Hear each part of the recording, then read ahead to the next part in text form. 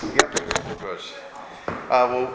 Welcome to our third day of hearing. So it's great to be here in Oxford.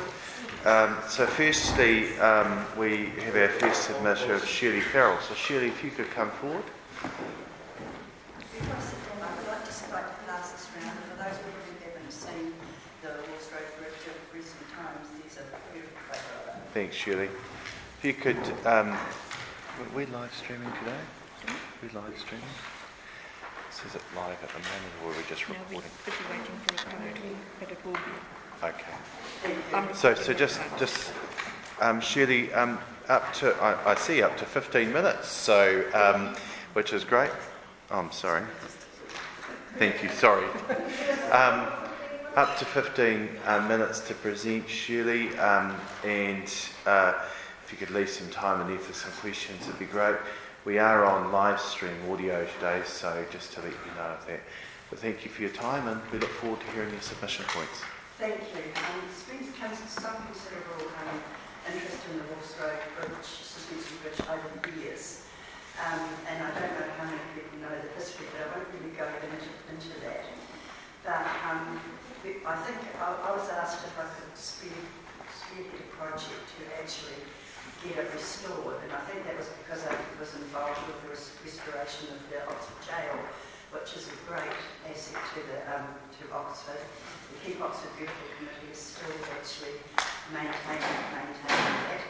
So I went and met with the retired engineer, Richard Mason, and I actually thought it would be a doable thing, about $200,000. I thought that would be an easy amount of money to actually get it up and going with fundraising that. So after that we met with Dan and some other people, and thank you Dan for organising the latest options report from WSP, which was a bit of a shock to us actually. But in 2012 a report was done, and the option one to close the bridge and do what this new one said was only going to cost $39,000. The report that we got a few weeks ago is $195,000, and that's actually close it and dismantle it. Under option 2 in 2012, they reckoned it was going to cost $132,000 to repair and be able to walk on it. Today that price is $520,000. And option 3, if we wanted to make it walking and cycling, is $850,000. So it's a little bit out of my league to actually try and get that. So the council have known about this bridge for a long time, and it's disappointing that nothing's been done. It's listed as a Category 2 historic structure, and I understand there was land gifted at the end of the bridge, so it would be able to be accessed and perhaps a picnic area or that.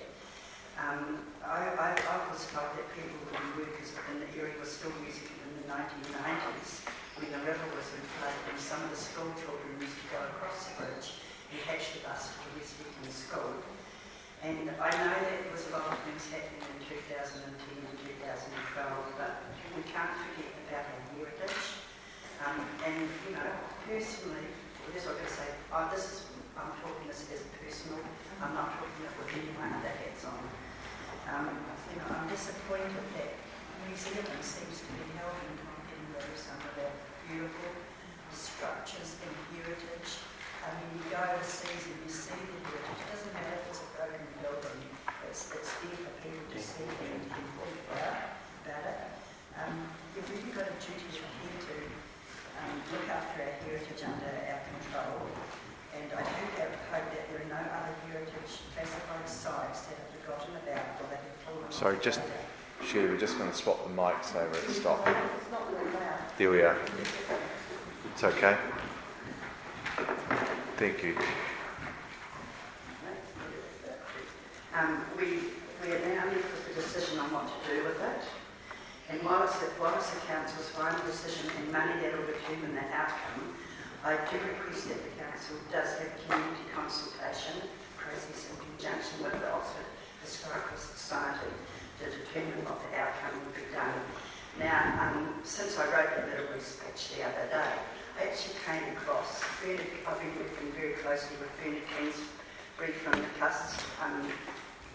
Historical Society, and I found a letter from the council in 1996 written to somebody who wasn't Bernard at that time, and they've looked at it, and the council has, however, not been able to fund repair of the bridge to date.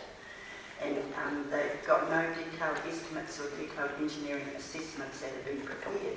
Regrettably, there is some indication that the council will fund the restoration. There is little point in spending scarce funds on carrying out a detailed survey and estimate for the restoration.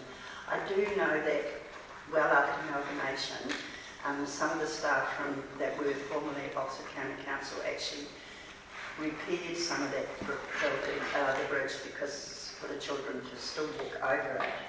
And please may I assure you that despite the lack of funding, the council is well aware of the historical significance of the bridge and has never proposed removing the structure. So, and it's also in the West Edmonton Heritage Historical thing. So it's a beautiful, beautiful bridge. It was a beautiful bridge. So I'm just, please give consideration to spending some money on it. As I said, personally, I don't want it dismantled, but and also, Bernard last night sent me an email from Heritage New Zealand, and this, Robin raised this at our team meeting last week, so that's the New Zealand Christchurch Heritage meeting, and I'm currently advising the Waimakariri District Council on the Heritage Asset Works Program. This may be a case of retaining as much heritage fabric of the suspension bridge as possible, while also ensuring the council can manage any potential health and safety risks, i.e. disabling the access. So perhaps leaving the bridge as it is, but making sure people can't walk over it. So, any questions? Thank you, Zet. It's not working at all. There's a bit of a problem with our microphones here. Well, I've got mine. Yeah, thank you.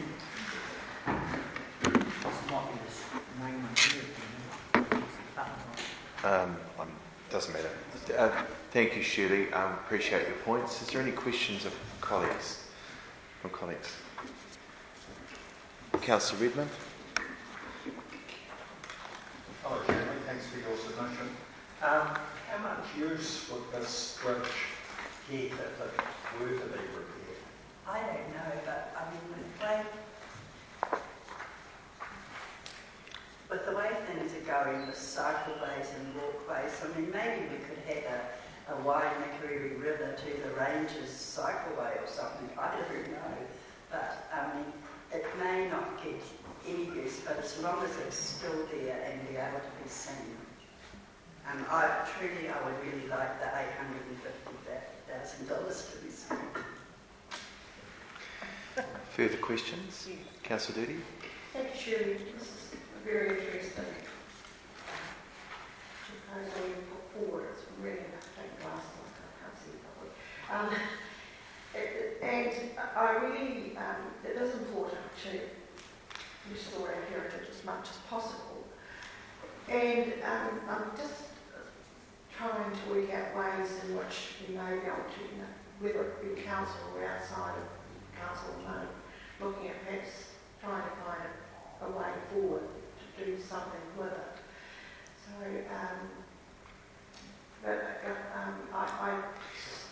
read that's important that council. My question. Yes. Sorry. I knew you were getting there. Would you consider working with myself and Bernard and see if we can find a way of maybe getting some money? Not apart from asking council, looking at outside funding of some sort. Well, I think the council need to find out what the community and Heritage New Zealand want of the structure.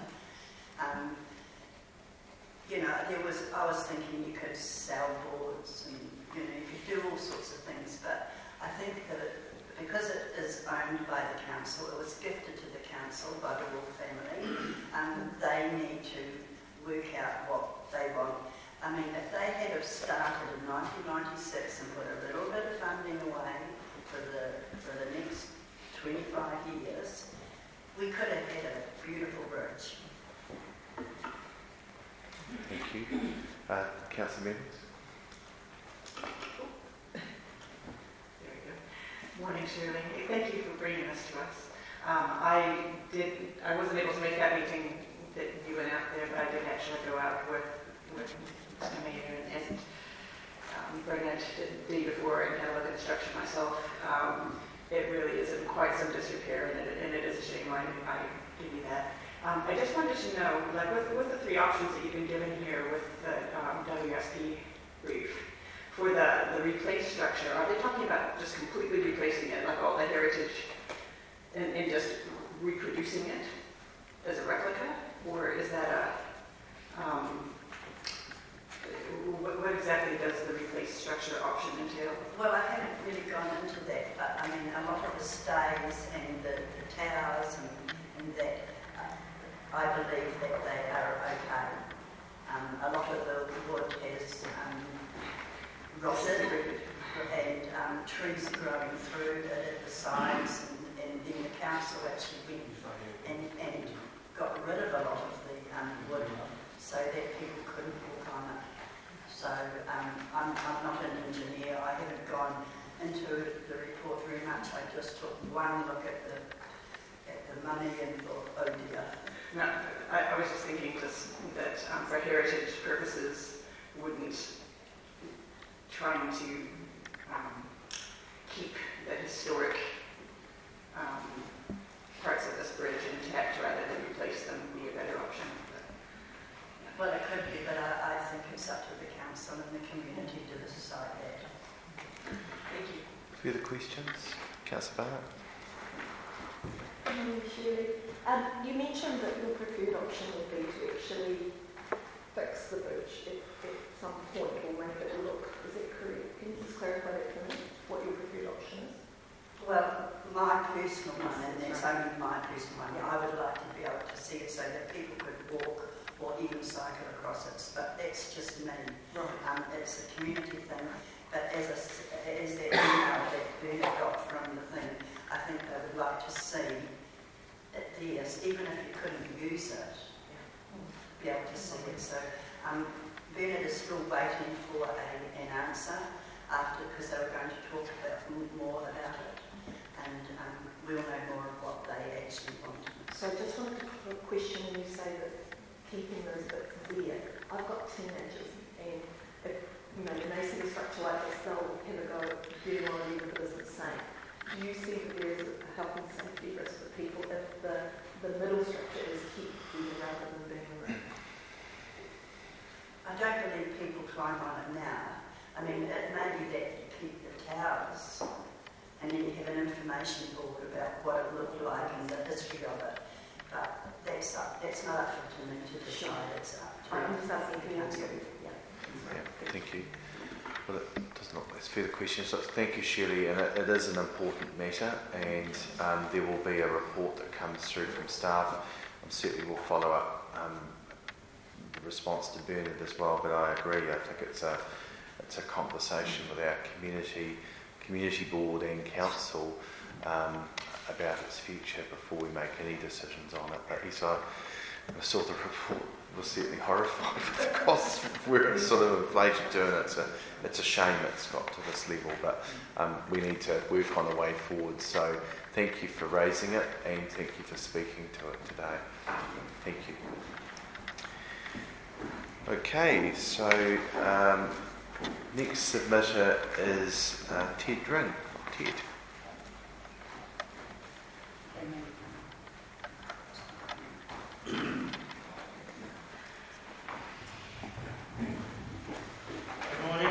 Welcome, Ted.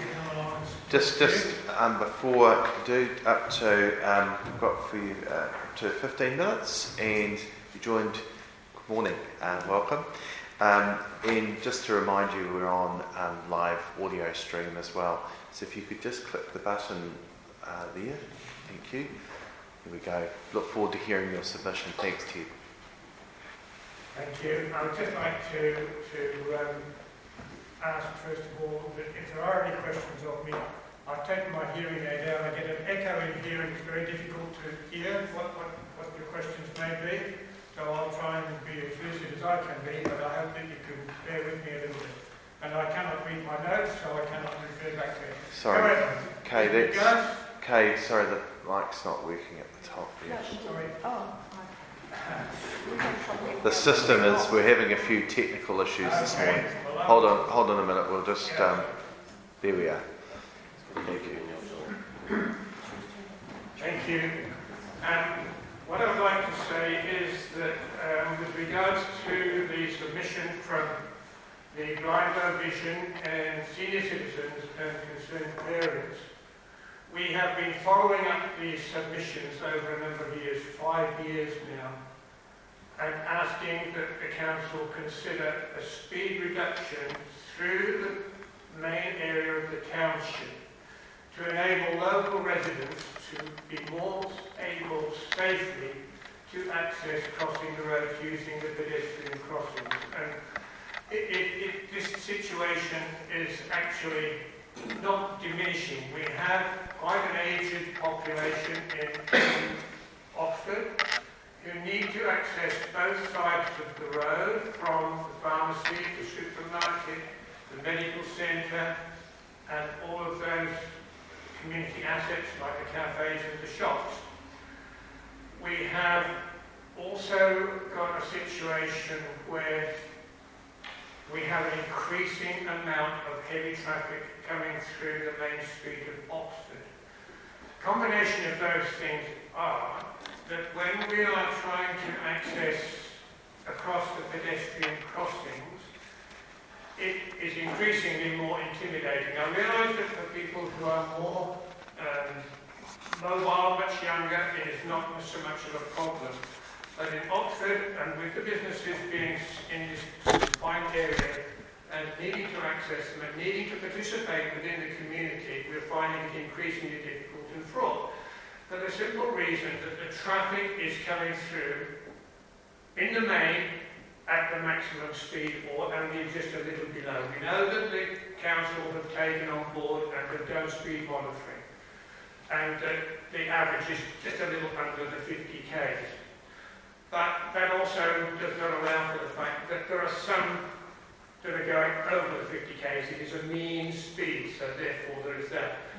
When we are asking them to reduce the speed limit to possibly 40, our concern is that at those speeds and with these heavy trucks and trailers going through, which are exceedingly intimidating, and a lot of the older and more vulnerable sector of our community are now actually pulling back from wanting to go over the pedestrian crossings. They do not want to participate in the community, they feel threatened. Trucks and trailers and heavy vehicles going through at those speeds, when the roads aren't busy and when they're not busy, are less able to take proactive action. If someone happens to be dawdling along a pedestrian crossing, or for whatever reason they happen to be there, we have a situation where, such as myself, I cannot judge traffic at all. I cannot see it clearly enough. Something that may be some distance away, at 50 k's, and this is the same for the older age people who take a long time to cross that pedestrian crossing. Something that is coming towards you at 50k approaches and comes on top of you very quickly. We have a situation that a lot of traffic do take notice and believe in the pedestrian crossings. They will stop when they're able. An awful lot do not. And the traffic 50k, they sort of come across the pedestrian crossing and say, oops, I can't stop. And they keep going, which is exceedingly intimidating and is also against the rules, really. The situation then becomes that you have to wait to cross the pedestrian crossing. We are subject to having to wait for someone to decide whether they're going to stop for us or not. We also have a situation in many cases where someone gets halfway across, the traffic coming towards us, they can't bother to stop or they're going too fast and they keep going. So you might be halfway across your pedestrian crossing and all of a sudden someone's come along behind you and they've gone past you. They're not supposed to do that either. The whole package, from our point of view, is this. We're asking, please, for a little bit of consideration. We know that the council do not legally have to sort out permission to lower the speed limit within the Oxford confines. We're quite a unique area in a small business area and getting increasingly busier. We have a lot of people. We've got the Ringwood Retirement Village on one side, we have the Mayor Place residents for the older people on the other. We all have to cross and use that access.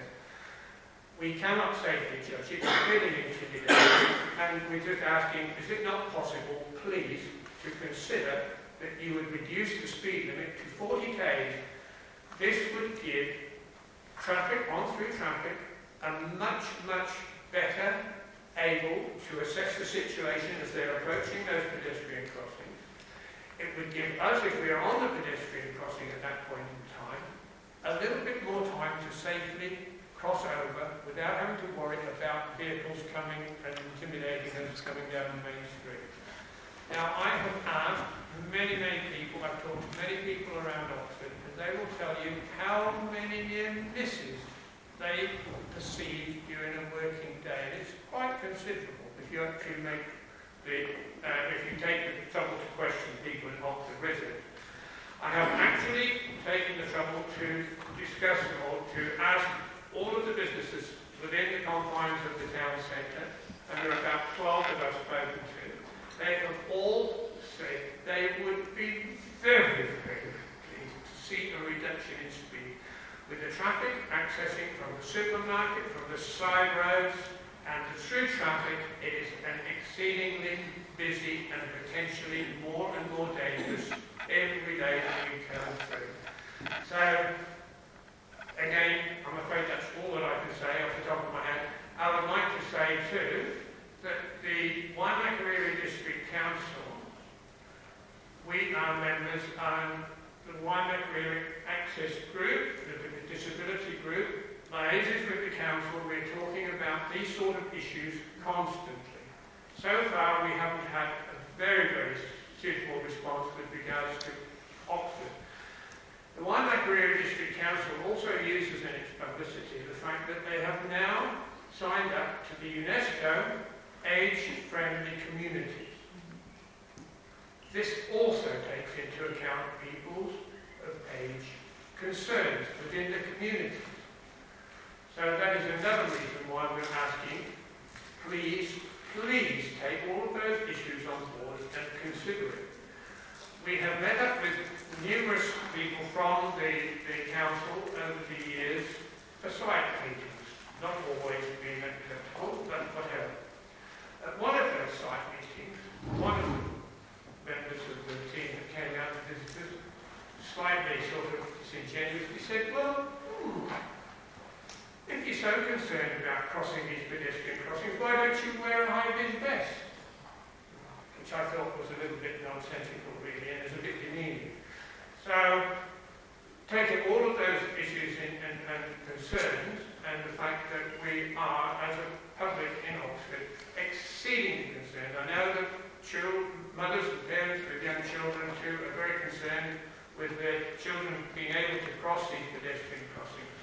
I would point out to you the fact that the Land Transport Authority actually does state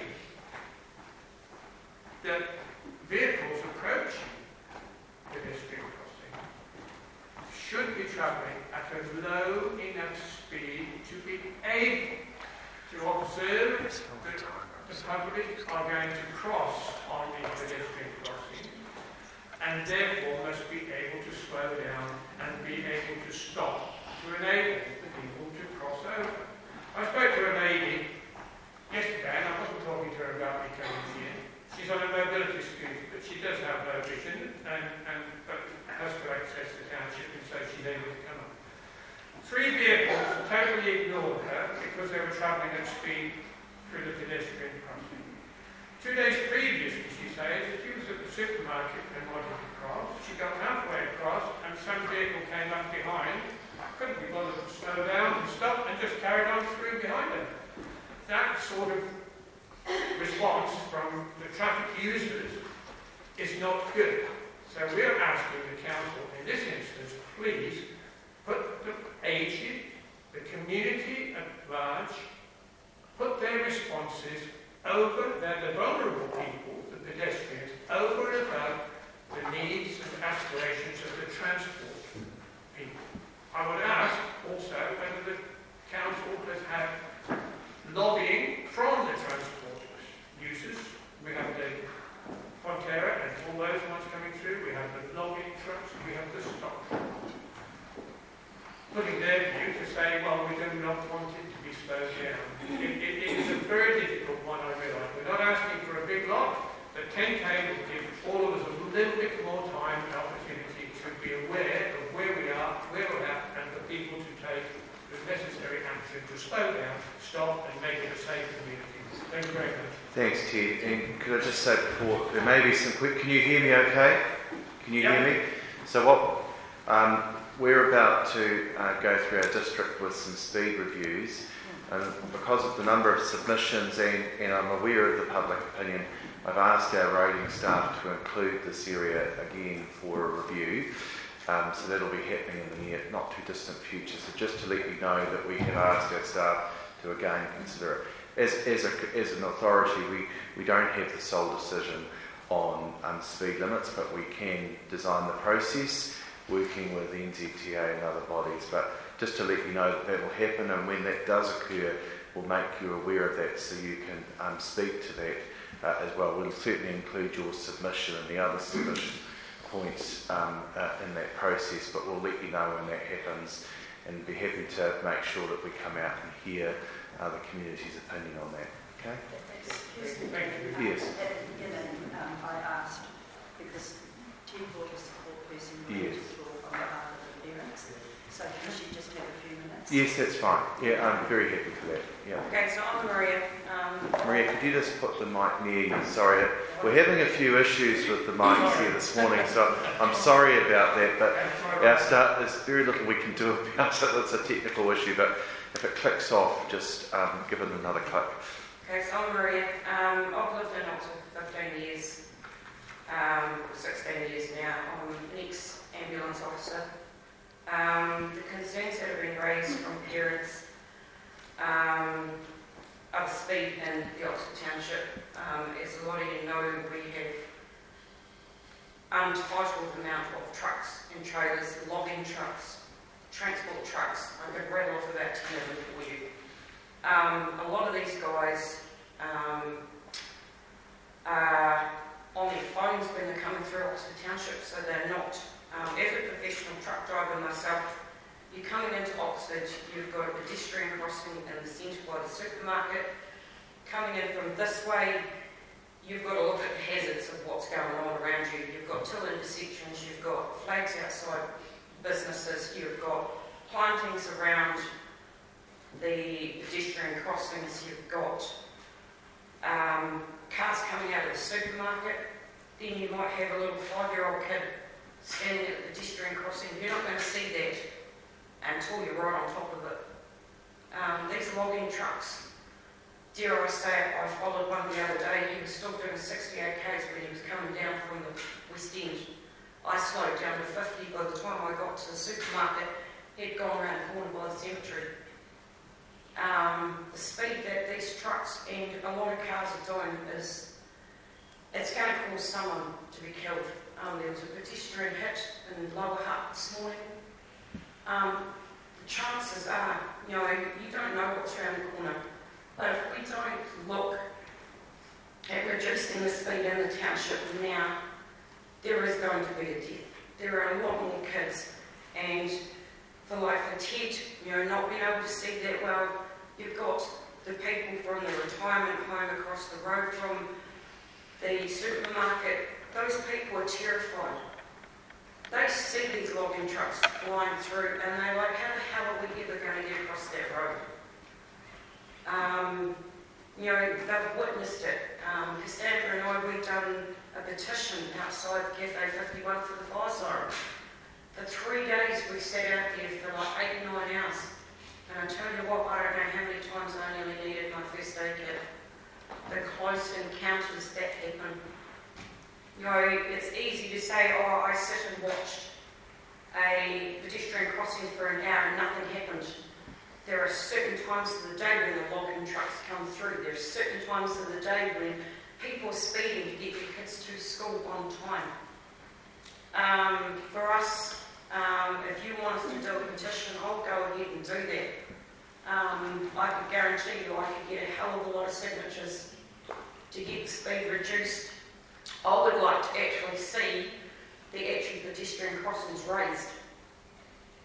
I know as a professional truck driver that would piss you off and they would take off down Southmead Road, and that would be a godsend for this township. You know, the safety of our elderly, of our young, we need these pedestrian crossings raised and we need the speed reduced from either High Street down here at the gas station through to the Challenge. You drop that to a 30k, 40k, those lock-in trucks then have got to look at, you know, I mean, these guys are professional drivers that have been doing that for years. Okay. But we've got young kids, we've got 5-year-olds that walk to school every day on their own. Your points are well made. And can I just say on behalf of Council, we do take it seriously. Don't need you to do a petition with us. You're welcome to if you wish. But we will get the speeds looked at. But there are other solutions that I'd like our road safety team to look into, including a suggestion at the community board the other night around a pace car, talking to the heavy vehicle users, because there was a successful model that was undertaken in Woody some years ago. So there are a range of things that can be done. But I know speed's one. I know there's a pace vehicle that does cust, and I was behind it one day. I had a logging, I mean, I was in my daughter's wee car. I had a logging truck that close up my arse, so I couldn't even see his rego. So we get it, so I understand, and so we will follow that through. So thank you I think you've spoken well, both of you actually. Are there any questions of colleagues? And there was some really good points made at the community board the other night, so we will follow those through. Councillor Doody? Yeah. Thank you for listening to this. Hold on, just for 1 minute. Yeah. Would your group be interested in someone from the Trucking Association coming and speaking to you? Because I do know through road safety that the trucking fraternity are very, very strict on their trucks, and they would really appreciate knowing it's John Bond that I would contact and bring him down here, because he's really strict on his trucking organisation. So would you be interested in me perhaps contacting John? Well, look, yeah, invite him. Get him to come and sit down and have a coffee outside outside Cafe 51, and let him look at what these trucks do, how they barrel through this township. Something needs to be done before someone's killed. As a mum, as a first aider, you know, something serious is going to happen, and I don't want it to get to that before something is changed. We'll get council duties offered to organise that, but I think working in conjunction with our road safety team as well, we get the message. Thank you. Any other questions? One thing I'd like to say to the you just put the mic on. If I may, is the fact that it is a very short distance in the township of Oxford. The actual journey time maximum would be increased by 1 minute by reducing the speed to 40 km. Now, I do not see how the trucking companies can say that that is interfering and upsetting their working day. 1 minute for the sake. We have a much, much more vulnerable community having to try to make excuses for those businesses. We have the High Street of Rangiora, which is a similar situation in as much as it is a main through road from the Oxford Road going through the Wood End. We do not get any trucks through there, they can't get through there. But the waimakariri District Council puts in the majority of issues to enable the pedestrians and the businesses to operate safely. You've got a slow movement of traffic through there, and every one of those intersections of pedestrian crossings, because of the slow speed of that traffic, there is courtesy. They stop and allow people to go over, and no one is really threatened. What we're asking for is a reduction of 10 k's in the Oxford community in a very short distance. It's not going to interfere with those businesses or their assets in any way, shape or form.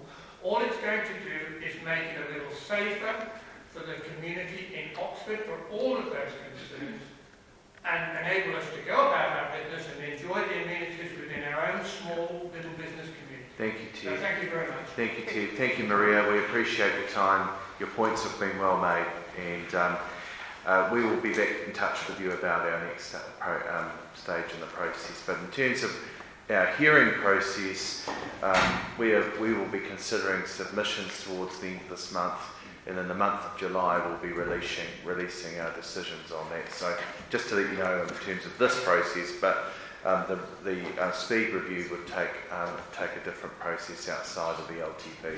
But we'll be back in touch. Thank you for your time. Appreciate it. Thank you for listening to us. Appreciate it. Thank you very much. Bye-bye. Okay, next we have the Oxford Arts Trust. Rita. Good morning. Good morning. So just... I brought Anna White as well. Oh, great. Hello, Anna. Welcome along.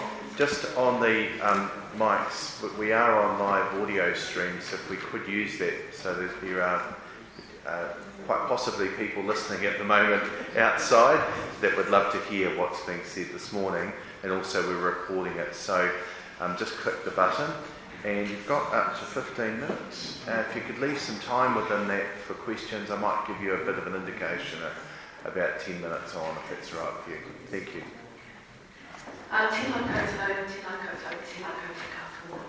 Thank you, Mayor Gordon and councillors, for the opportunity to speak on behalf of Oxford Arts Trust, governing arts in Oxford Gallery. My name is Rita Wilkinson, and I'm the chair of Oxford Arts Trust, and Anna White is a volunteer providing moral support. To quickly share my background, I'm an artist of Ngāi Wahine Hapu. I hold a PhD in creative arts. I work for Mana Whenua with design strategy, 2 years for Matapupu, and currently for Okaha. I was a member of the Ngāi Tahu Cultural Strategy Group for Trot. My steps for Creative New Zealand is required. I'm on the Māori Advisory Board for the Arts Centre, and I'm a mandated representative for Mana Whenua on the Littleton Design Review Panel.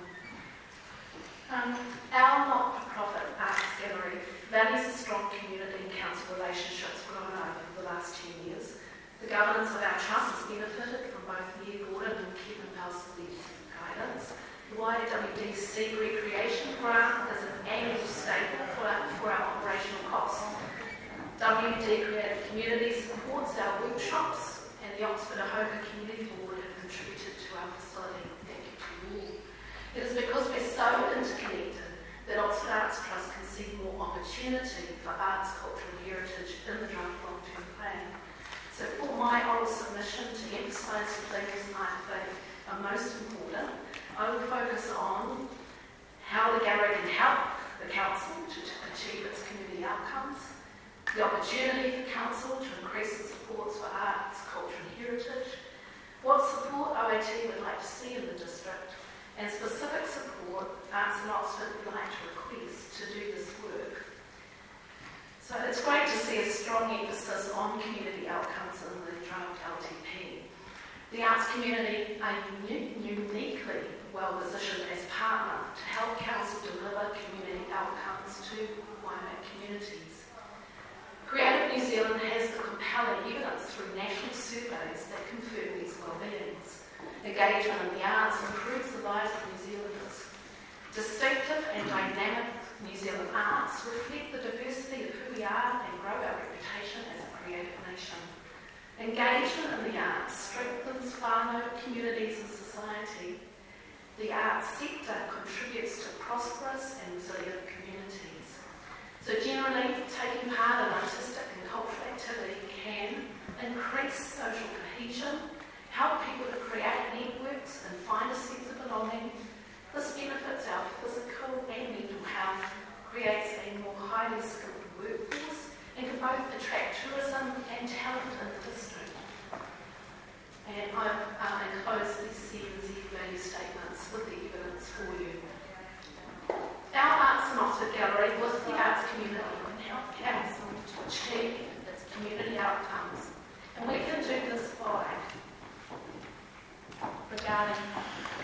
going to have to swap the mic over. We've got a real problem with these things this morning, so apologies for it. We'll deal with it outside of this.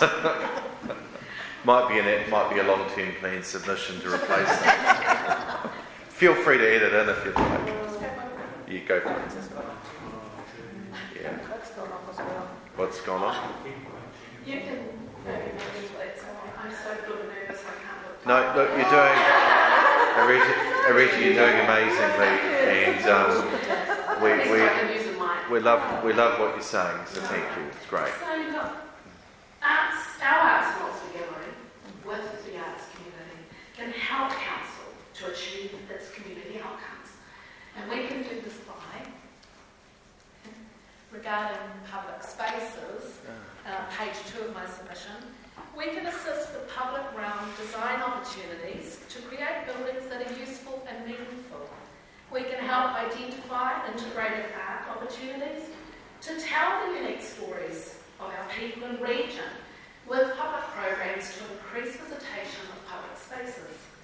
Regarding healthy sustainability environments, page 3. We can develop arts programming through storytelling and creativity to encourage people to participate in our environment and feel connected to the natural world. Regarding communities' cultures, page 3, our gallery has experience in developing cultural expression, and we know how to provide attractive and innovative cultural experiences. Regarding mental, physical health and social services, page 4, we can provide ongoing opportunities for community participation in the arts. Statistics show 2 or more hours per week of arts engagement is associated with better well-being, mental well-being.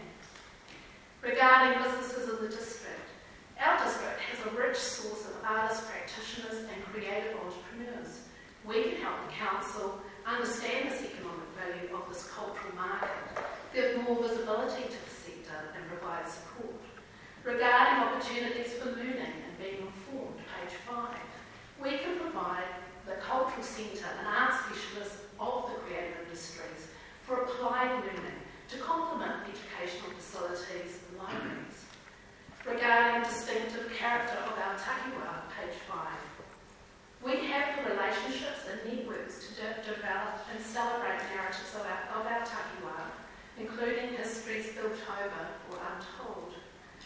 Regarding principles of the Treaty of Waitangi, page 6, tangata, whenua and tangata treaty need to hear, see and feel the effects of these principles. Visibility of our cultural identities in the public realm is one initiative, and we have the relationships and the art specialists who have done this work.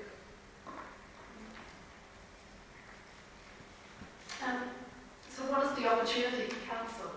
In order to achieve the community outcomes council has outlined over the next 10 years of the LTP, there is an opportunity for council to increase its investment in arts, culture and heritage and work in partnership with the arts community to deliver the LTP outcomes.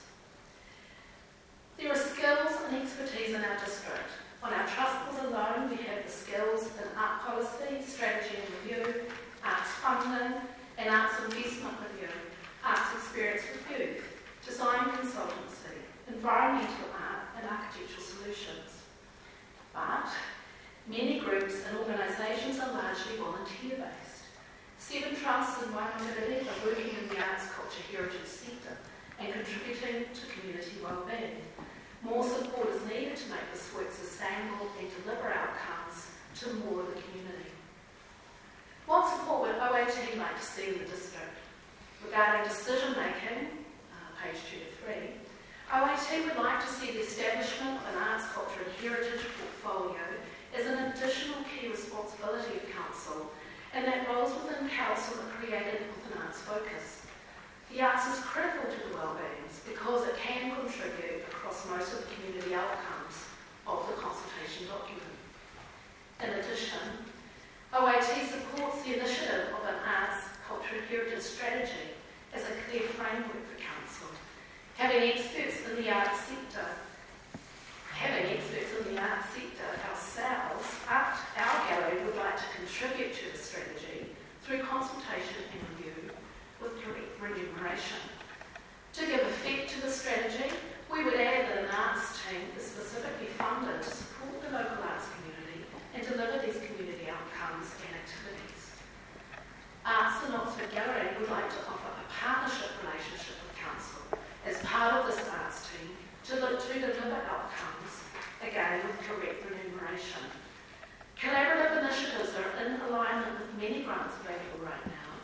aim to incentivise strategic partnerships and wellbeing outcomes. And we could work on this together.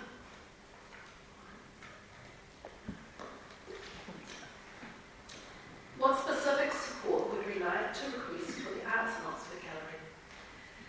Arts in Oxford Gallery differs from other community galleries in the district. We are an arts centre, not a static exhibition space displaying artwork.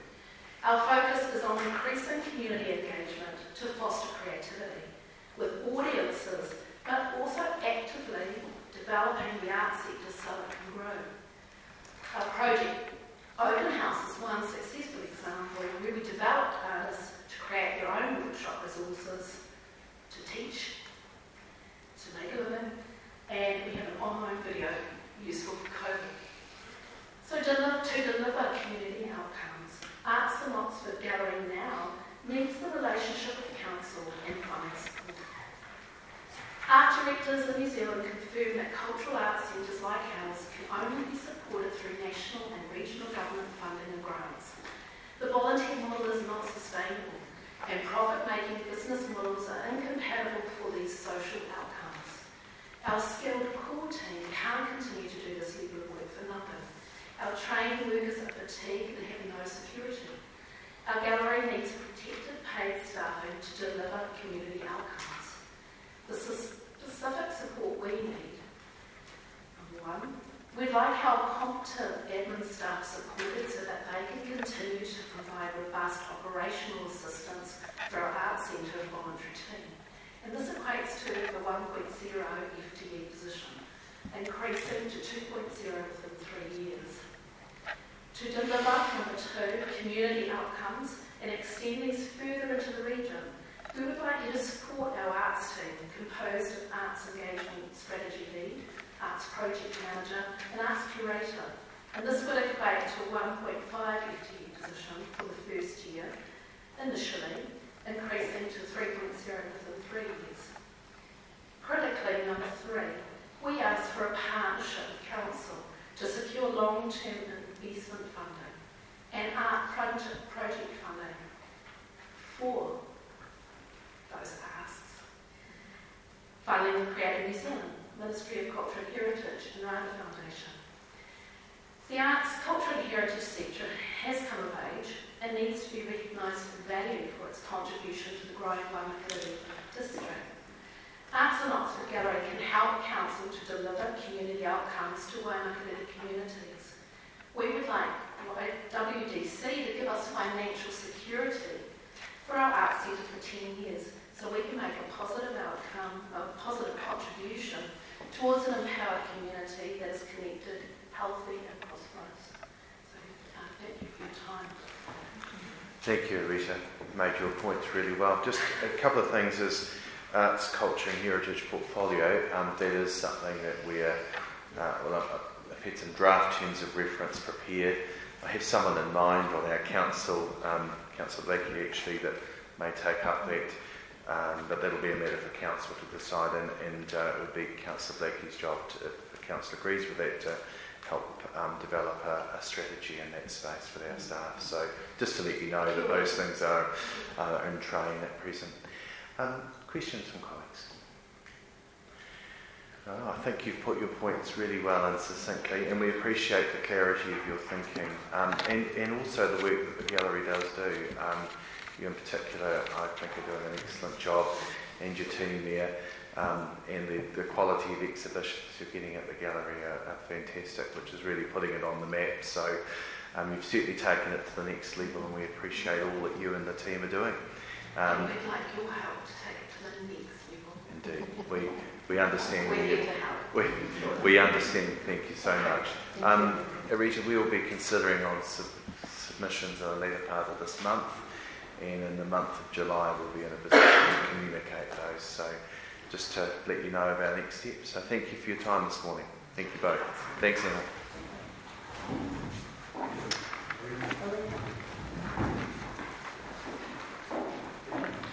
Okay, so we next have Hospitality New Zealand, Peter Morrison. Yeah.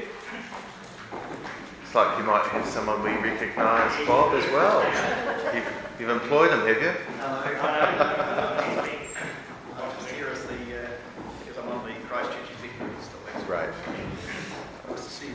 nice to see you all too. You're looking very relaxed, Bob. Thank you, mate. It's a light ride. So you all know Bob there. Yes, we do. Wendy Rogers is our very newly job, just taken the job as our regional manager. We've had two regional managers that we've seen in the past, but both weakness, and Nikki started on Monday. Oh, So great. she's learning, and she's just going to... Well, I hope you make the most of our hospitality venues whilst you're out here and on the way back. There's some good. Some very good. Peter, up to 15 minutes. And yeah, thank you. I think Councillor Doodie's offering you some of her very fine hospitality. We all enjoy it very much. The apricot jam with cheese scone is quite a revelation, I have to say. Anyway, up to 15 minutes. We've got audio live stream as well, so just to let you know that. But if you could leave a little bit of time in that for questions, that would be appreciated. Thank you.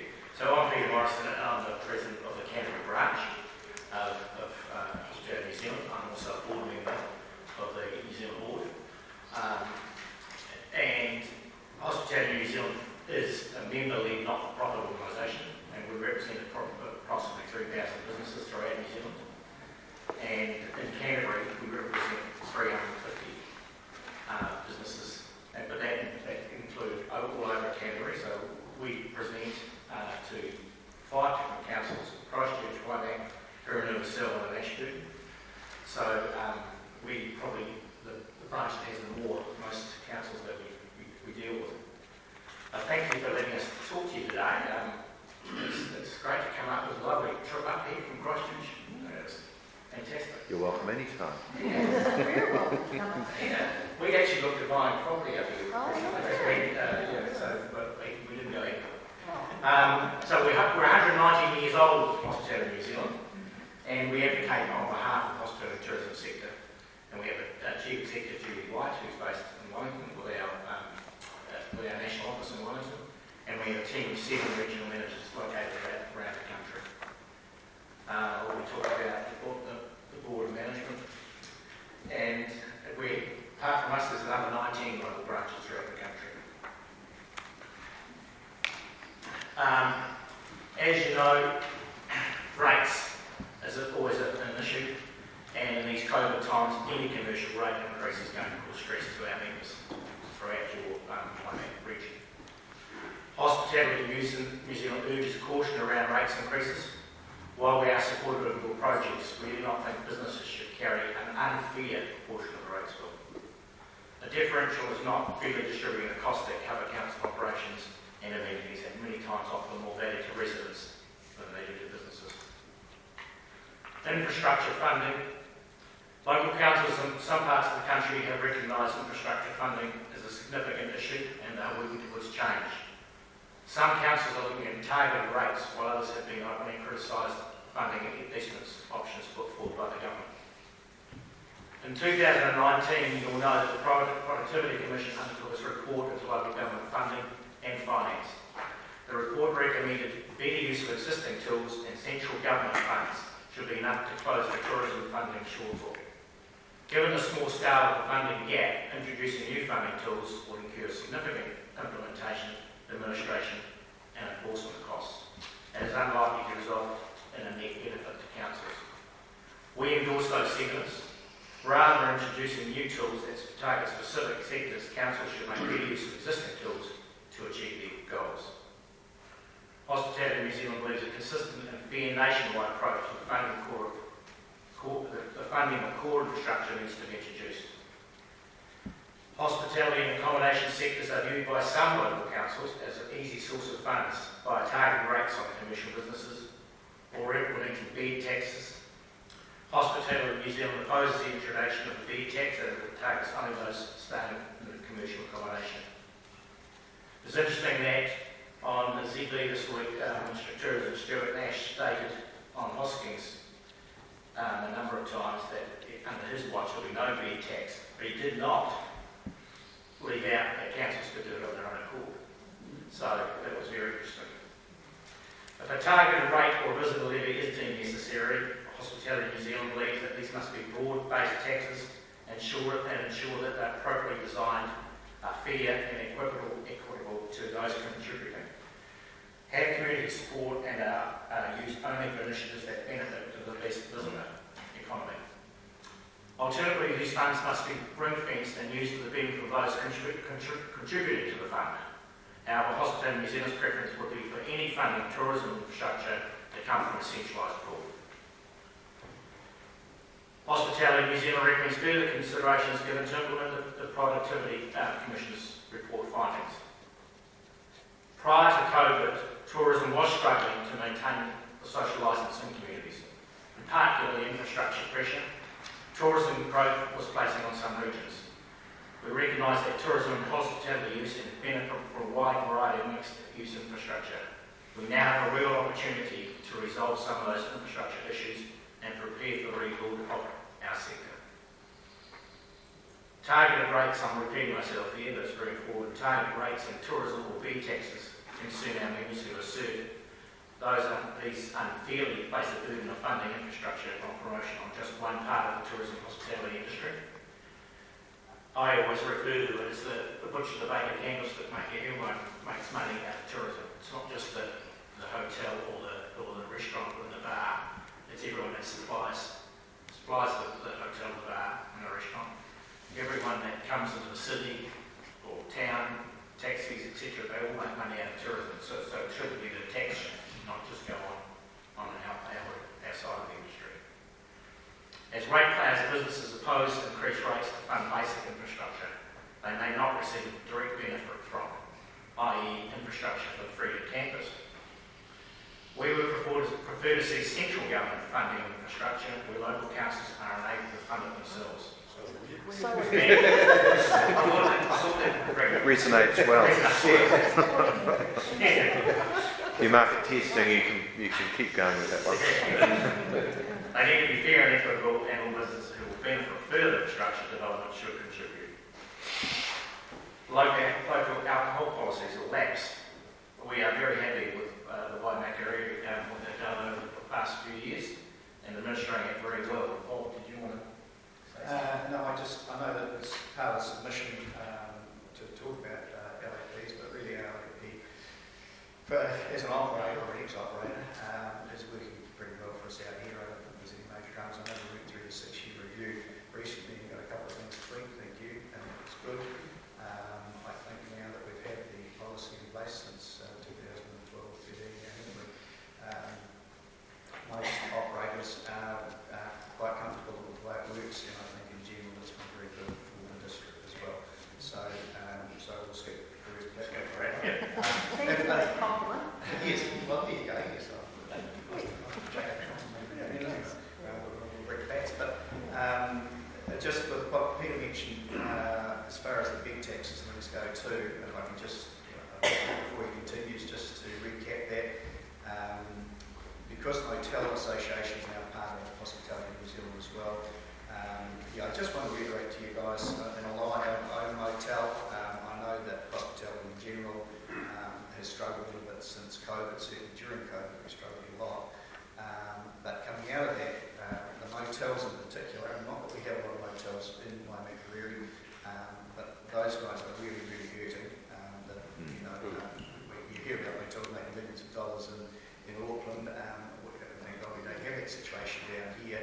But on the other hand, we do have motels that are probably, a lot of them operating below 50% of what they would normally do. And they're probably at this stage not getting any cut back from their, as far as their leases and things go from their landlords. So they are struggling, and I'll just ask you to make sure that that's front and foremost in your minds if you are looking at any other imposing. Well, we can alleviate that right now, we're not.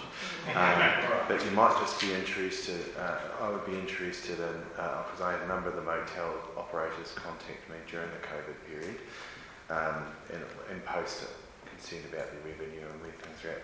They were talking about the inequity with B&B operators. Yes, yeah. So, great, if you could cover that, it would be appreciated. Thank you. So that's our website at the moment, and in Christchurch, we're just going through resource, a commission that's going to do it. It's called the PC4, and it's STRA, which is short-term rental accommodation. We presented on May the 18th in Christchurch about it, because in Christchurch last year, 2019, sorry, it was $50 million that went to Airbnb book batch, and that's money that hasn't gone to commercial rate traders. That's businesses like ourselves, motels and hotels.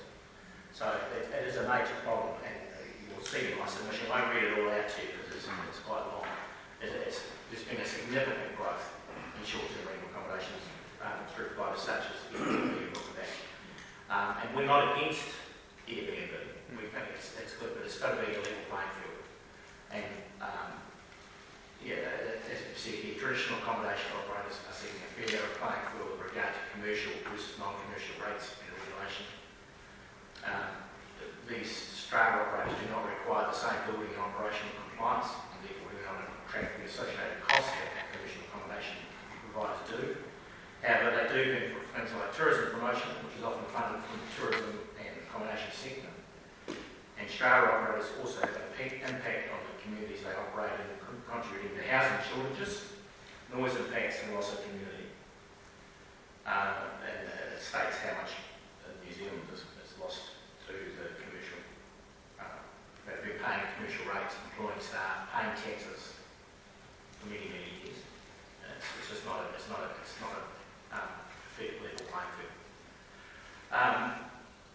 Hospitality New Zealand, alongside other sector associations, submitted a letter to NDI in July 2020 recommending compulsory registration data sharing system that allows for information collection from all operators of short-term accommodation and a consistent national regulatory framework.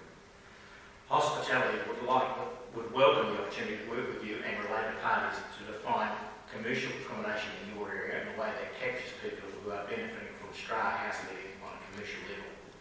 Ensure rates are appropriately collected from these businesses. Ensure appropriate health and safety and compliance requirements on peer-to-peer house living are set at the national level, removing the need for local councils again to become involved with the rules. And advocate the central government to create a national register of short-term rental accommodation properties, moving towards fair regulation of STRA operators. We were getting, prior to COVID, we were talking to NBI about this, and it was going forward, but it seems to have got just lost down in the background. And this is the time, as we come out of COVID, that we should be getting a proper regulatory framework done, and we need support from councils around the country to put pressure on. We've talked about council have to do their own things, but it should be a central government thing to do, but we need your support from the local government association to get that happen. Just a couple of minutes there, Peter. Yeah. So I won't go on anymore. You'll see about responsible camping. Yeah. I don't think it's a problem in this area. So I really just want to thank you for the opportunity to provide input into your consultation, and we're happy to discuss any part of this mission in more detail if you want to talk today or provide any assistance that may be required. Thank you for your thoughts. They're very helpful to us. Deputy Mayor Atkinson. Thank you, Mr. Mayor. It's been a long time. Peter's chairs. Just interested in a couple of things, really. Yeah. Number one, you talk about national rules, yet when you're submitting to us, you were talking about the fact that in this district we don't have a problem. If you had national rules, how would your organisation see that individual councils or individual things that don't have problems are captured within those rules? Well, I mean, the rules would have to be,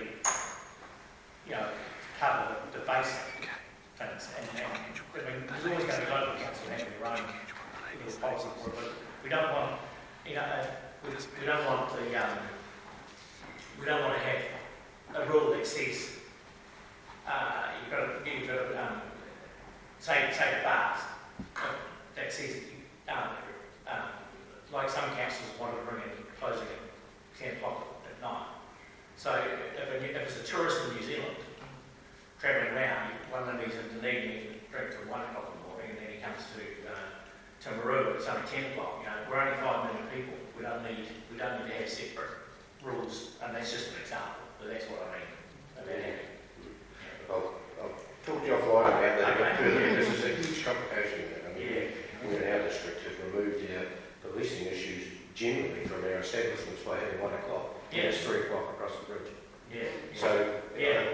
like to take it out with you, Chuck. But the other thing that I just had a question on, and I'm a bit concerned about number 21 in your submission, where you talk about lapse and making rules around them. And is your organisation suggesting that like the legislation says that licensing is should be driven by the community? So, and you can choose to have a lab or not to have a lab. Yeah. I'm not preaching out converted here. And ours, as Bob said, works well. However, if we remove that, does that not take away the voice of the community that says, hey, you should have a lab, or you shouldn't have a lab, and these should be the rules you're looking at, and which is exactly what the legislation is designed to do? What we're saying here is that some councils attempt to include rules within a lab that are not in their authority to do when you read the actual act. But wouldn't you agree that they are driven by the community, which is what the community... Yeah, but then you can get councils that are very political and have got their own agendas. I'm not saying this one, but I'm saying... I think the comments that you're referring to are probably fairly generic within that submission. Well, some of it's driven from our head office, obviously, and some of it,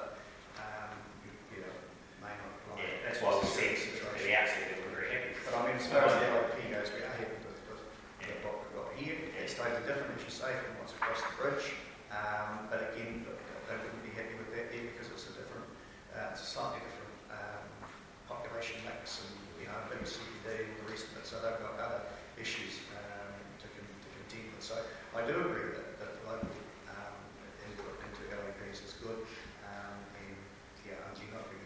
won't argue against that. Okay, thank you. Councillor Beattie. Thank you, Peter. Item 30, you say you want to like to work with us in defining STRA properties. Yep. How do we do that from our end? Yeah, well, there is a thing called EBB DNA, so you can actually find all the properties that are doing it. And we did a Christchurch. We asked for a report from EBB DNA, and they gave us, there was 3,000 properties in Christchurch doing it. And we went to the council, and under their policy at the moment, they should be making sure they're regulated, but they see which can't afford to do it, which is, so you can get that, you can get the information. That's what you want to know. Okay, so if we've got that info, how do we then collect rates from them? Well, you've got to make, like they've done in Queenstown, they've got a policy on, if it's, I can't remember, if it's after 90 days, they have to pay so much more if you can't go over 90 days. I think 90 days, if you're under 90 days, you're not deemed as commercial, but if you go over that, you're deemed as commercial, and you get a rate on top. Under the Airbnb system, are we able to access the data to determine whether someone is over or under 90? Will they give us that information? Because we don't know if... No, that's, as I understand it, you can.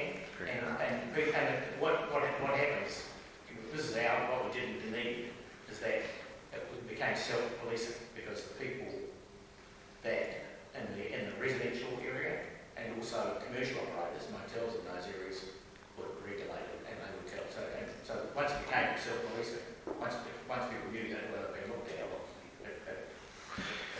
Okay, we are running over time, but colleagues have indicated two quick questions, Councillor Barnett and Councillor Doody. Thank you. Thanks. Just a question on the STRAs. I've got a family of 4. For us to go into Colorado, I've got a family of 4 and try and find affordable accommodation is just about impossible except for Airbnb and so on. Has the industry looked at addressing how it's going to address pricing? Because it may mean if there's things tax out of existence, then families can't travel. No. So have you explored Oh, yes, and we're very, as I said, we're not against the Airbnb. Yeah. We just want a more level playing field. There's definitely a place for Airbnb and Book of Action, all those places. But it's just when they take in 1 year, they take 50 million in Christchurch, for example, and I suppose in Kaikoura, if there's hotels that are suffering from it, Isn't there an idea that people can travel across? Well, and as long as they're, I mean, you've got to be fair. If they're going to be getting revenue and they're not paying any for health and safety, fire protection, I mean, all it's going to take is one, and it happened in Christchurch, one house caught fire, and they didn't know the fire, they don't know smoke detectors and things. And if someone had been killed there, this matter would have been tidied up by the central government. But Thank you. Councillor Doody? Just very quickly, the Hurunburi District Council put a slip tax on the private people and Hamlet's friends, you know, set that back. Is that still going or no? Because that was a really good system. I don't know about that, so I don't know what's going on. No. Yeah. Thank you. Well, look, Peter, thank you. And the points you made were made by our local operators, and finding a solution to that is not easy, but it was about the same level playing field with the compliance, as you phrased. But we appreciate the time. Thank you for coming. Thank you, Bob. Sorry, I forgot your name, but you're welcome, and I hope you continue in your employment, which is great to see, and to enjoy the hospitality operators on your way back.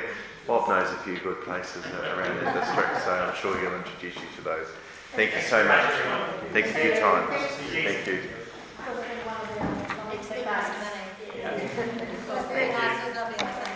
Thank you so much.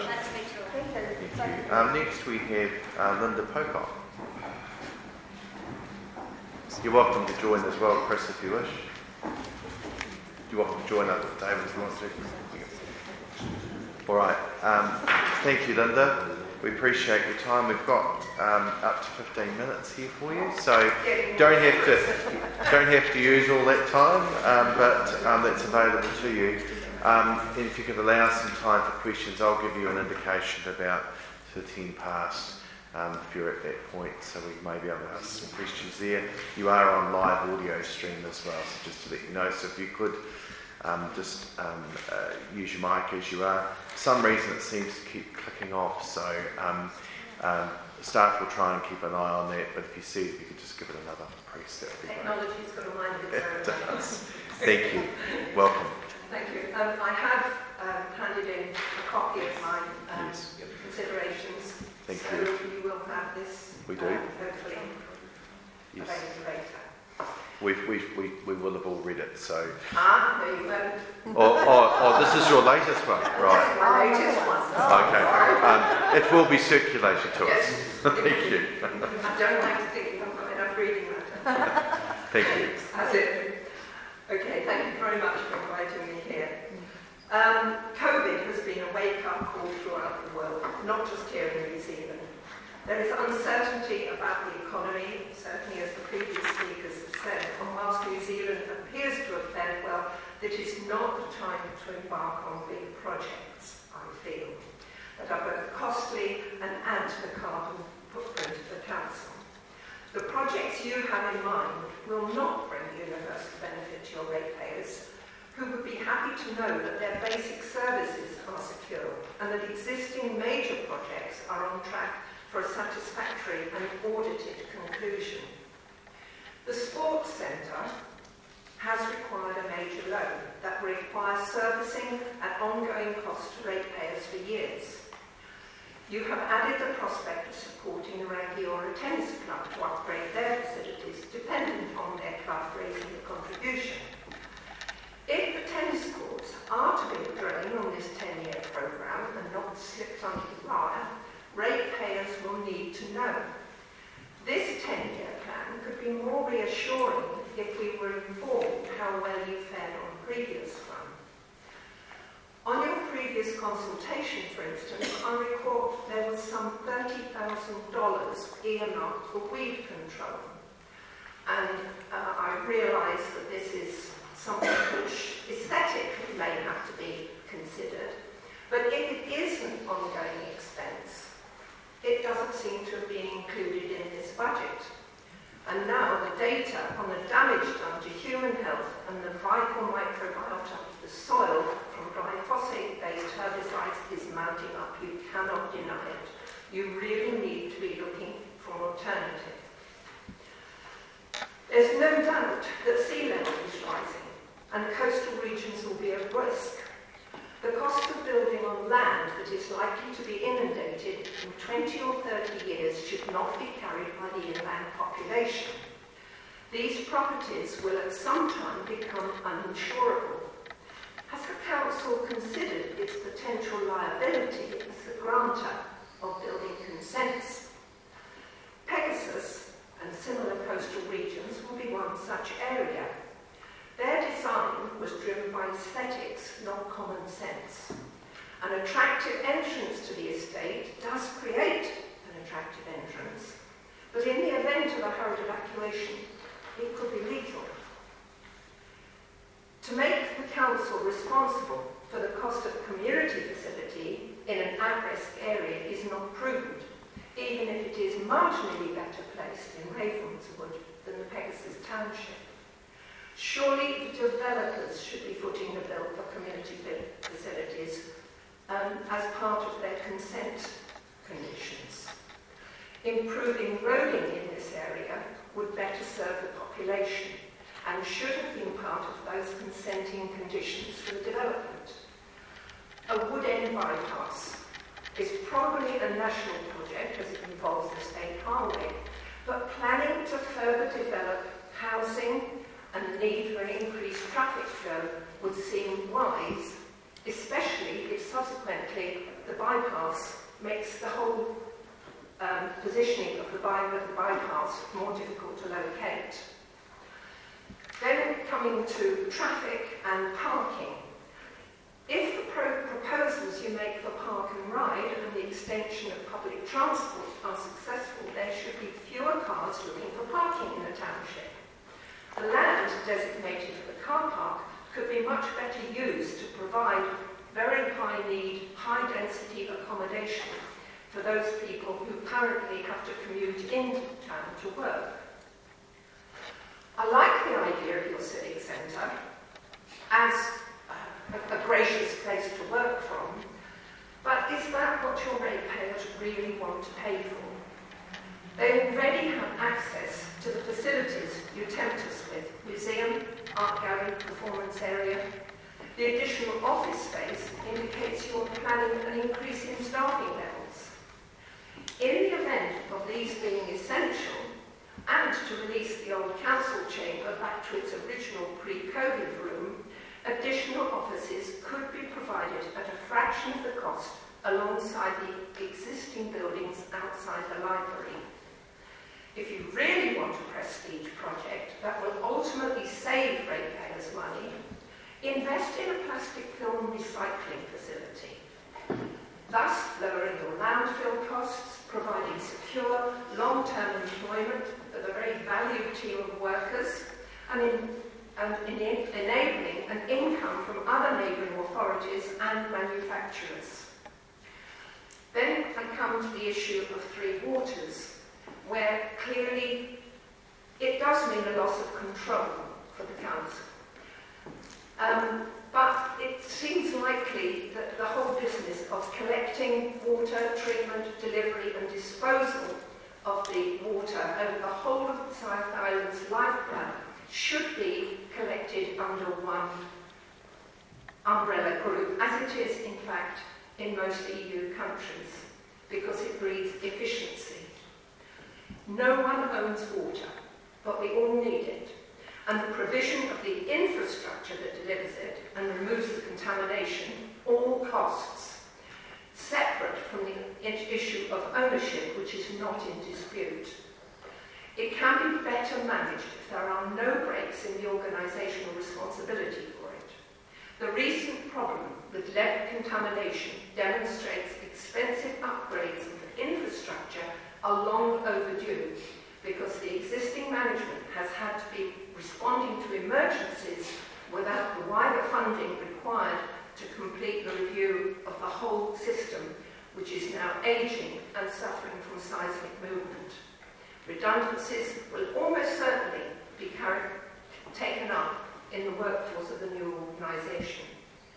So my main point, I suppose, is your ratepayers will be much more impressed by economy and prudence rather than further projects which do not fully address the pressing issues that should be on all bureaucrats' mind, that of global warming and climate change and the degradation of our environment. Thank you. Thank you, Linda. Question. Councillor Redmond. Kia ora, Linda. Kia ora. Haven't seen you for a wee while. Thank you for your submission. Just referring to Three Waters, you make a couple of suggestions. Could you clarify? You say much of our district's water comes from outside the district. I wonder if you could clarify that comment. And secondly, you refer to, I think you're inferring that the council's infrastructure is in a state of obsolescence. Do you have any information to support that assertion? Well, on the obsolescence, I think that the very fact that the problem of the lead contamination came because an old method of joining the pipework was from using solder, which contains lead. Linda, can we just clarify, it's not our district? No. That you're referring to but Dunedin. I believe that infrastructure is still existing in parts of this district. Not as far as we're aware. All ours has been upgraded. We've spent over 100 million over the last 20 years making sure ours are up to date. And then I stand corrected, thank you. But there is still this issue of seismic movement. Along my own road, Bay Road, we had a leak in the main water pipe there last year. Okay, it's now being corrected. But that doesn't mean to say that there are little leaks going on which may not have been registered. The movement we have had will disrupt any joint. So I certainly stand corrected if we no longer have those very old junctions. I can assure you we don't. That I'm much relieved to hear it. Thank you. We would be probably one of the, other authorities, but we're very proud of our infrastructure and the work that our team do in this space. We have our own water unit. We work really hard to make sure that our infrastructure is up to date. And I commend you for it. That we're very proud However, talking of where our water comes from, the whole of the Canterbury Plain was once the wandering path of our main rivers. And even now, hydrologists find it a challenge to locate where the underground movement of water is flowing. Most of that water comes from the mountains.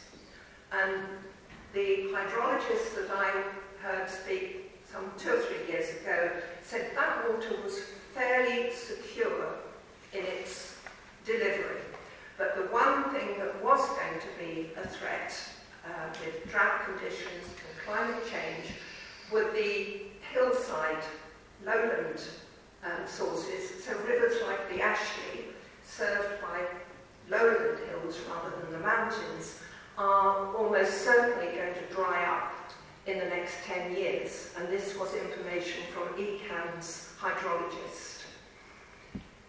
So our sources of water are unpredictable. They're all coming from over on the mountains, or the reliable sources are coming from the mountains, and that flow is coming not in the visible rivers, but underneath, running through the gravels, which is why Port Christchurch picks up all the contamination from the farming on the Canterbury Plains. That movement it's a movement. It's not always in the same pathways. So our water supplies are coming from outside our area, our reliable water supplies. Thank you. Any further questions? Linda, thank you for your reflections and thoughts. We look forward to, I've got a copy of your submission as well, so thank you. But we appreciate you taking the time to come to speak to us and letting us know your thoughts. Thank you very Thank much. you very much. So at the end of this month, we'll be making decisions on submissions, and during the month of July, we expect to be able to communicate that to you what our decisions are. And I hope I set the seed for a few bits of blue sky thinking in terms of the car park, which I don't think is necessarily going to be a high priority, and certainly not the civic centre. We always appreciate the reflections and thoughts of our ratepayers, and we will always take that on board and consider it. So thank you very much. Thank you very much. Thank you. Cheers. Next we have Ashley Gorge Reserve Advisory Group. Glenn, please come forward. Page 111.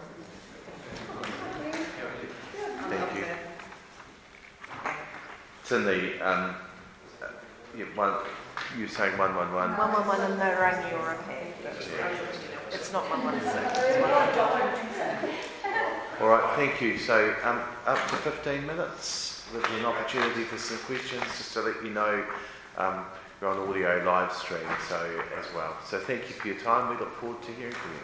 Thanks very much. Just before I start, I wasn't sure if there's going to be the facilities for a PowerPoint presentation. There doesn't seem to be any, but I do have some printouts of that if that would be useful for you to... That'd be helpful. Our staff can circulate that to us. There's no trouble. I printed out 7, so I'll keep one for myself and I'll 3D on each side of it. It's fine. Thank you. This is not the room we'd intended. We'd have able to have used next door to have had PowerPoint, but anyway, we're making do today. Thank you. Thanks very much. Well, thanks very much for having me along. Me and councillors and other representatives. My name is Ken Kruger, as you will have seen from the submission. I'm the newest member of the Ashley Gorge Reserve Advisory Group, having moved into the area about 4 years ago. So I guess to sort of qualify my position a little, I probably don't have the depth of information around the reserve and other information pertaining to the application as some of the other members may have. However, pleased to be involved in this process and sort of put together the submission and see how we go, basically. So, yeah, thanks very much. So, the submission is around our desire to secure some funding from the council to go towards public cooking facilities at the Ashley Gorge Reserve. And I guess the reasons for that are in the submission, and I've got some similar and also additional information in the handouts here. So the Ashley Gorge Reserve is becoming increasingly popular as a destination with visitors from within the district and further afield. Obviously pre-COVID, we were seeing international visitors coming through the walking tracks and things like that. Just that's the information from our visitors what there. The facilities there are top-notch, basically. We've got the swimmable river up there in Ashley, and multiple rivers in the Canterbury region of that status, I guess you could say, at present, including the Ashley further down. We've got the camping facility up next to us, the Kiwi Camping run by Wendy and Shirley. The picnic areas, stunning scenery up the gorge if you go a little bit further, high quality facilities, and also particularly recently now with the walking tracks being established, we're seeing more and more people coming to use those, and there's publicity and people are talking more and more about those tracks. Huge numbers of people coming through those, and I'll just sort of add a little bit of information about the numbers more further on down the track. So just to cover a bit of background, we are seeing an increasing number of visitors at the reserve and using the facilities and the environments. We've had a track recorder established or installed into the loop track, which is a sort of about half an hour loop just over the river from the reserve area itself. In over 113 days, there's 5,827 people recorded using the track, which absolutely just blew us all away. So that was installed in conjunction with DOC, because we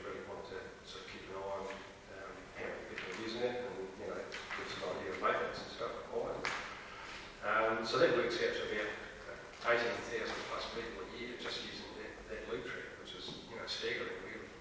But of course, to get to the loop track, people are coming to the reserve. We're encouraging people to park in the reserve, and therefore there'll be extra demand on facilities within the reserve itself. And people might be making a day trip of it to come for a swim, do a walk, and that sort of thing. Further to that background information, the council has invested significantly in facilities thus far at the reserve. So that includes the Reynolds Pavilion, over $80,000 was invested in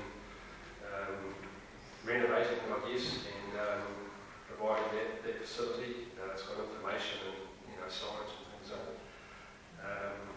The council's invested in walking tracks and assisted with establishing those, and also facilities and signage in the reserve. We've also had significant input from the community. We've managed to fundraise over $17,000 from within the community, and we've got over 4,000 hours, volunteer hours, sort of contributed towards the walking tracks up in the reserve area there, and that includes school students, students doing the Duke of Edinburgh Award, and other people who are from around the area, and even people coming out from Christchurch to just help doing the work on those tracks and things. So there's a really enthusiastic bunch helping out, with that. And we're also getting support from the local business. We see on page 3 of the handout there's the bird hide as an example. That was constructed with the help of the Duke of Edinburgh, other school students, and yes, people are wanting to contribute. So that's just on the side of the little track there, up over the river from the reserve.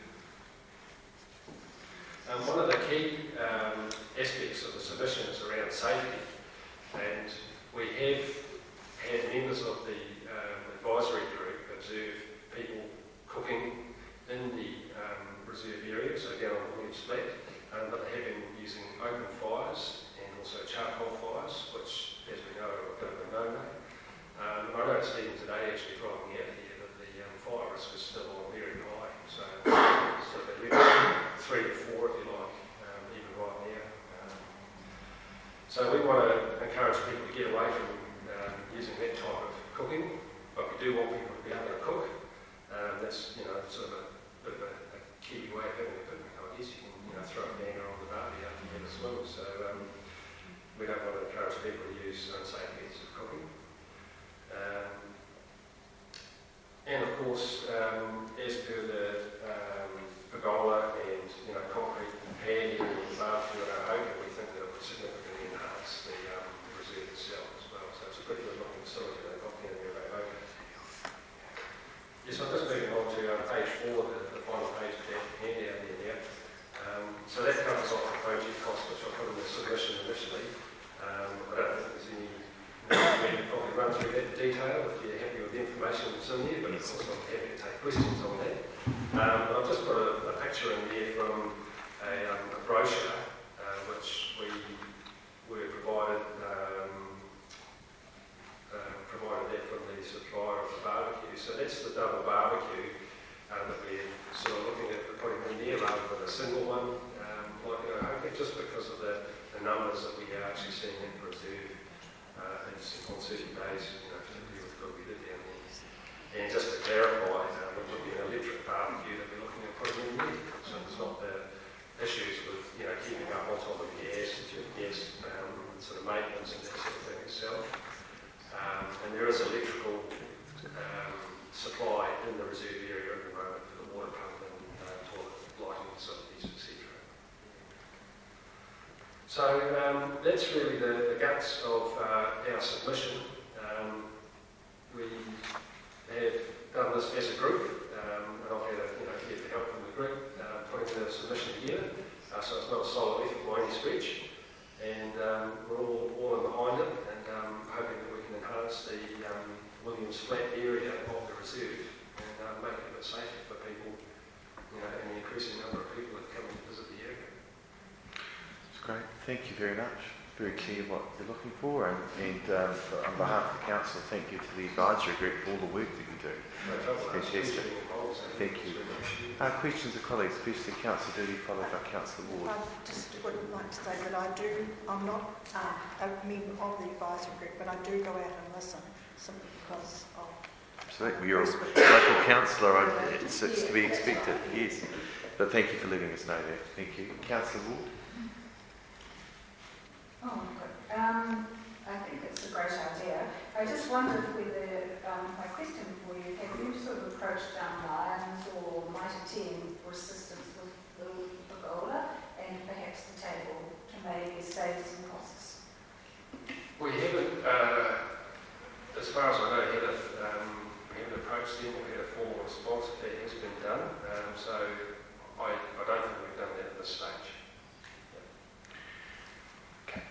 All right. Any other And councillors? out of that, men shared the build picnic table who normally build with a free food. That's right, and I've put in the submission there that we will contribute $17,800 in funds on a client, and we are expecting to receive significant assistance from the community, be that through volunteer hours or maybe other funding sources as well. Yeah, so I certainly wouldn't rule that out, Councillor Ward, but I can't confirm you that at the moment. Thank you. Okay, well look, thank you. And you've got one of the members of the Entail as part of your group anyway, so I'm sure you're well connected. Yeah. So, hey, look, thank you, it's very clear, and it's really great when we have organisations that come along that have done a lot towards the fundraising as well, as you've done, so it's fantastic. Thank you, and later part of this month we'll make a decision and let you know in the month of July what our decision is likely to be, or not likely to be, what it is at that point. So, hey, look, thank you. So that's, I think you're our last submitter actually. We've got no other submitters, team. So just before councillors go, I just would like to raise something with you. So we appreciate your time. Have a great weekend. Can I just thank our staff for all their support over the last 3 days, particularly. And today, of course, Kay, Courtney and BJ, and Jim, of course, is our CE. So thank you. Are we off live stream now? Okay. So I'm just going to use,